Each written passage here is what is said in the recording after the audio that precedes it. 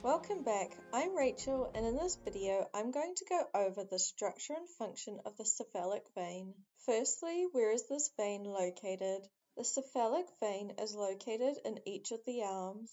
If we take a closer look at the veins on the anterior surface of the right arm, we can see the cephalic vein highlighted in red.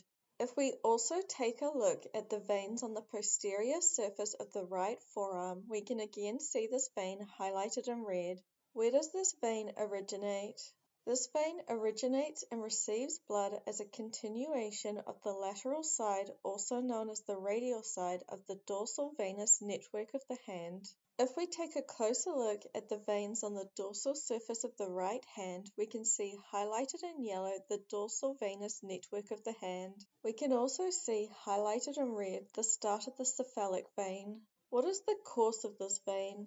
This vein runs proximally up the lateral side of the forearm and up the upper arm. As it reaches the shoulder area, it runs through a groove between the deltoid muscle and the pectoralis major muscle, known as the deltopectoral groove.